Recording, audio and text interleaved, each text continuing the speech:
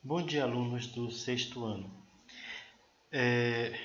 Na aula de hoje, nós vamos dar continuidade ao quarto bimestre com o conteúdo que é o mundo medieval. Então, o mundo medieval, ou melhor dizendo, o feudalismo, ele vai se dar a partir da junção, da união entre os povos germânicos ou os povos bárbaros e os antigos romanos. Mas é a partir do declínio, da crise ou do fim do Império Romano que vai surgir esse novo modelo econômico e vai ser chamado de feudalismo. Então, os francos, quem foram os francos? Um dos principais reinos daquele período foi o Reino Franco, localizado na região da Gália. Os francos, eles foram... os francos, eles formaram uma organização política mais poderosa da Europa, né, após a queda do Império Romano. Então, é no ano de 496 que o governante Clovis ele vai unificar os povos francos. E mais tarde ele vai se converter ao cristianismo. Esse acordo, né, essa conversão, melhor dizendo, entre os povos germânicos, em especial os francos e a Igreja católica, vai fazer com que os francos se fortaleçam, né, e passe a dominar, passe a unificar todos os outros povos, formando aí um grande império. Um desses francos, né, que ele vai se converter também, vai ser batizado, é o Carlos Magno. E como foi o governo de Carlos Magno? O Carlos Magno ele vai manter as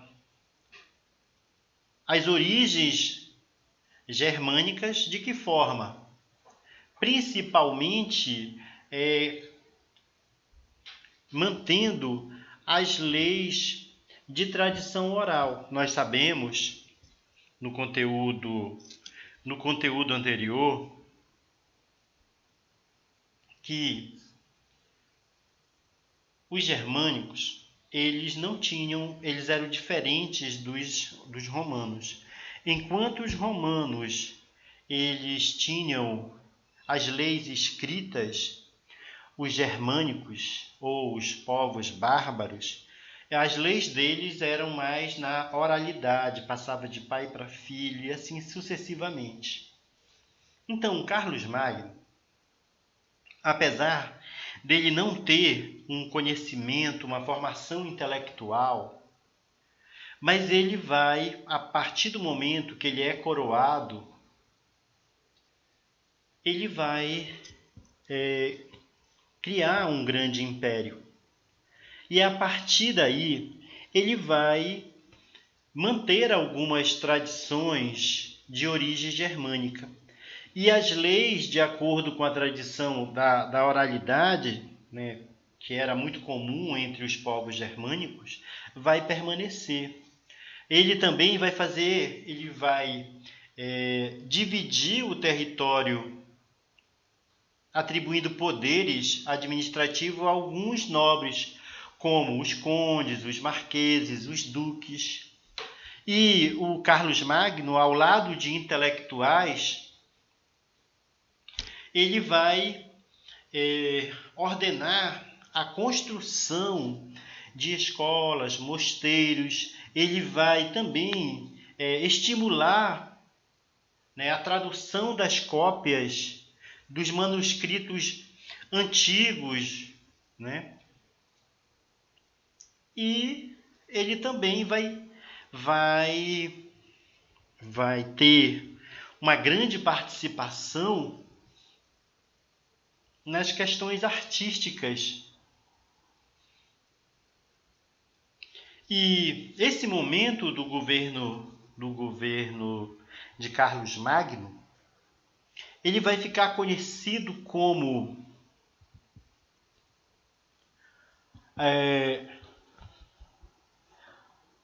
o Renascimento Carolíngia. Por quê? Porque Carlos Magno ele vai dar uma grande importância tanto para a cultura de um modo geral, como as artes, a arquitetura, como também para a educação. E no governo de Carlos Magno não havia distinção. As escolas elas atendiam a todos os públicos, se vocês conseguem me entender. Quando eu me refiro a públicos, quer dizer que recebia tanto os filhos dos camponeses quanto os filhos dos nobres. Todos estudavam na mesma escola. Então, a esse processo vai ser denominado de feudalismo. Por quê? O feudalismo ele vai ter início com as invasões germânicas ou bárbaras no século V sobre o antigo Império Romano do Ocidente. E as características gerais do feudalismo vão ser o quê? O poder descentralizado nas mãos dos senhores feudais, a economia baseada na agricultura e a utilização do trabalho dos servos. Nós vamos ver isso mais adiante. E como é que era a sociedade feudal? A sociedade feudal ela se caracterizava por ser uma sociedade estamental, ou seja, uma estrutura social fixa e hierarquizada,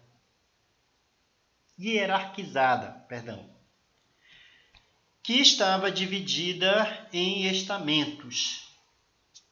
Os estamentos representavam os grupos sociais ou os estados. E no caso do feudalismo, estava dividido basicamente em 4 instâncias. No topo da pirâmide estava o senhor feudal, abaixo, na segunda camada da pirâmide, estava o clero, né? Os padres, o papa, os bispos.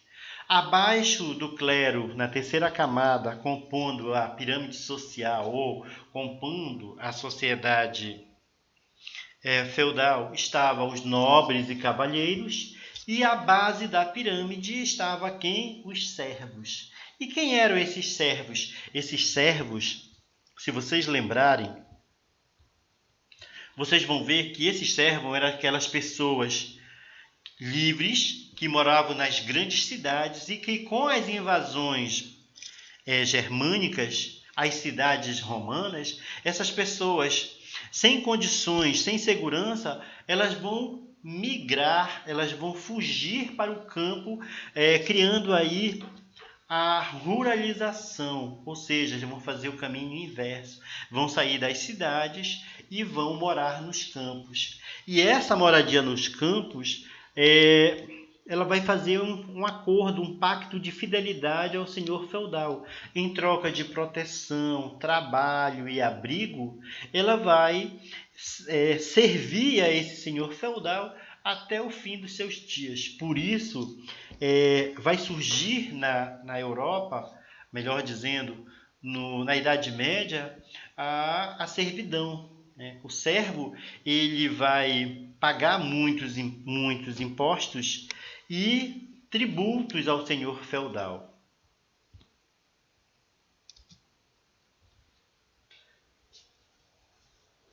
E a religião cristã? Como é que era a religião cristã na Idade Média?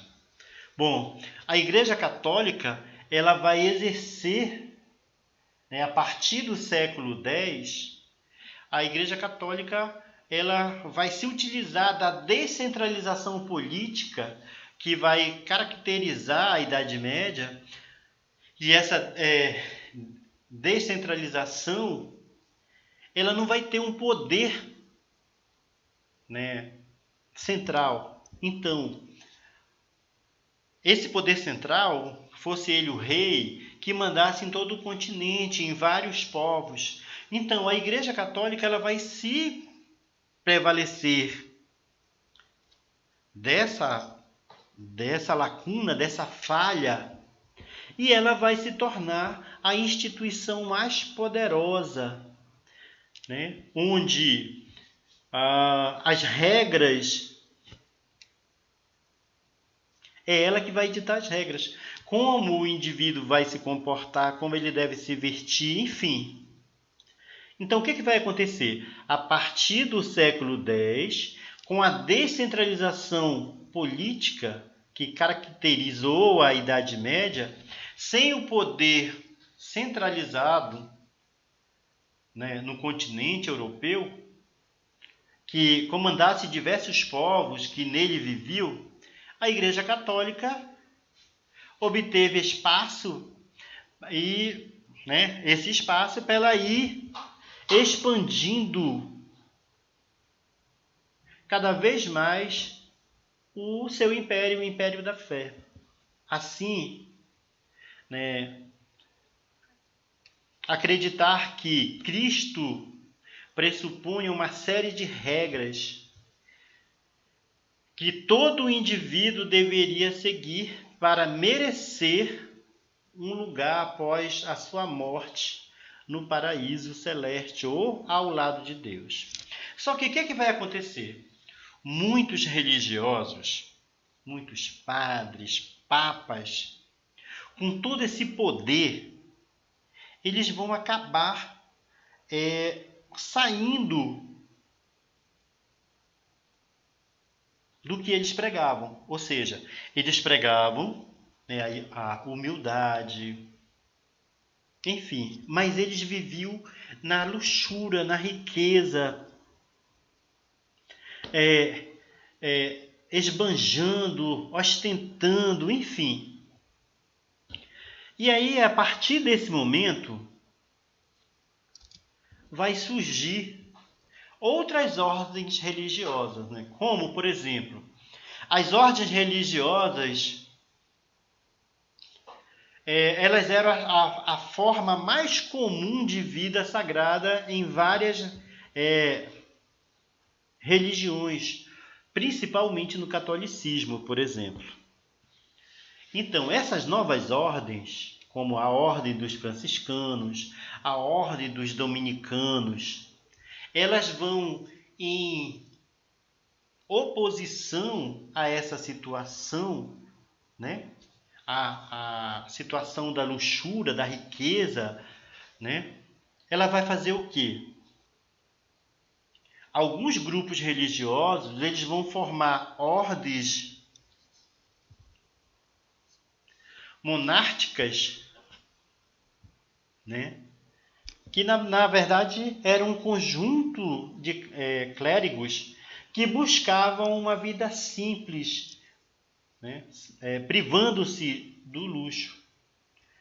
Então, como eu falei para vocês, vem a ordem dos franciscanos, a ordem dos dominicanos. Então, vai surgir na Europa outras ordens religiosas que vão se contrapor a esse movimento que encontra-se na Igreja Católica, né? Uma outra coisa também que vai ser muito forte durante a Idade Média vão ser as cruzadas. Um dos principais objetivos, né, das cruzadas foi o quê?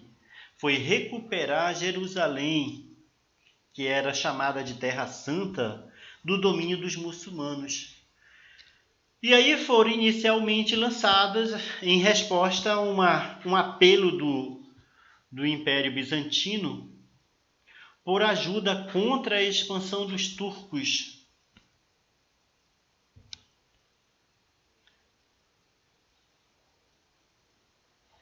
Então, que vai acontecer? O Papa Albano, ele vai criar as cruzadas. As cruzadas nada mais foi do que missões militares que tinham como objetivo dar uma ocupação às pessoas. Por quê? Porque nesse período, na Idade Média, né, na Europa medieval, houve um crescimento populacional muito grande. E então, a partir desse momento, a Europa ela vai passar por situações muito complicadas. Primeiro, várias epidemias de pestes, como a peste bubônica, a peste negra, fome, porque a população era muito grande e o que eles produziam não dava para suprir a necessidade de todos. Então, a partir da invasão de Constantinopla pelos turcos otomanos, começa as cruzadas, que nada mais era do que missões militares em pegar de volta, né, ao domínio dos cristãos a Jerusalém, que era para os cristãos era tida como a Terra Santa. Foi onde Jesus Cristo viveu, enfim, todo aquele processo. Então, nas cruzadas também existia a possibilidade do enriquecimento. Por quê? Porque tudo que eles vencessem, eles dominassem as cidades, eles iam eles acabavam ficando com aquelas riquezas, com os tesouros, enfim. Nesse período também, na Europa, vai ocorrer transformações, né, no mundo medieval, principalmente essas transformações na agricultura. Então, surgiram inventos tecnológicos. Por exemplo, a charrua com arado de ferro, ela vai substituir o arado de madeira. Agora, a charrua ela vai cavar mais profundamente, fofando a terra, né? E vai possibilitar o quê? Escavar o solo mais resistentes e com maior profundidade, foi o que eu falei. Um outro fator também que contribuiu para esse crescimento, para essa transformação, né, na agricultura, foi a rotação de cultura, ou a rotação anual. Em que consistia? Existia um campo, esse campo ele era dividido em 3 áreas. 2 áreas eram cultiváveis, uma área ficava de repouso. No outro ano, aquela área que estava de repouso, ela passava a ser cultivada e uma das áreas passava a ficar de repouso. Então, com esse processo de rotação de culturas, o solo ele tinha condições de não ficar ácido, fraco, frágil. Por quê? Porque ele tinha um tempo para se recuperar. E isso fez toda a diferença. Por quê? Porque a partir da rotação de cultura, né, a produção de alimentos ela aumentou significativamente. Um outro fator também foram as transformações na cidade. E essas transformações ela vai se dar pelo renascimento urbano. E como é que vai surgir o renascimento urbano? Primeiro, né, com a junção da burguesia, né, nos burgos. Nós sabemos que as cidades medievais, elas só vão se tornar cidade a partir das cruzadas. Por quê? Porque vai existir um fluxo de mercadoria, um fluxo de pessoas. Antes eram vilas, né? Vilarejos que foram crescendo e expandindo, e um elemento fundamental para essa transformação são os burgueses. Um outro fator vai ser a divisão do trabalho. Como é que vai ser dado essa definição do trabalho? Né? Primeiro com os mestres, depois os ofícios, depois os aprendizes, enfim. Então, é a partir desse momento que vai ocorrer as transformações na cidade. A cidade ela vai ter o crescimento urbano.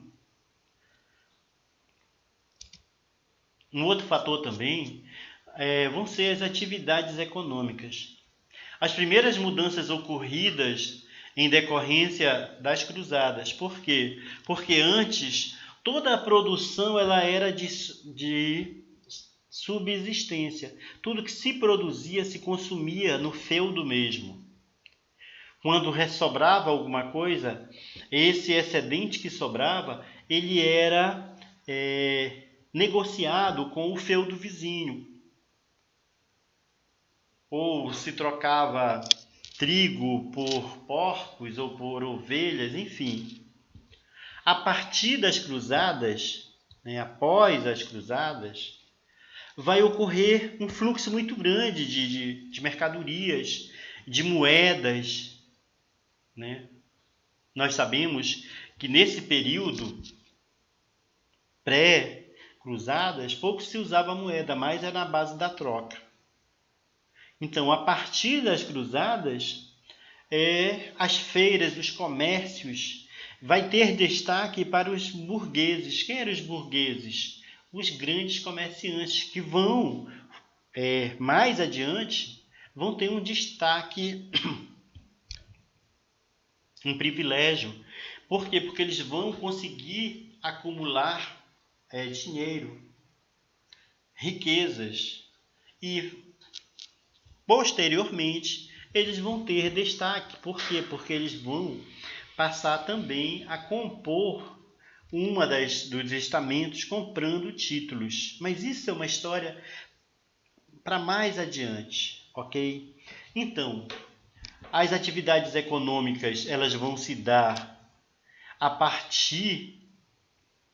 as atividades comerciais elas vão se dar a partir do renascimento urbano, mas é a partir das cruzadas que esse comércio ele vai expandir, vai ganhar força.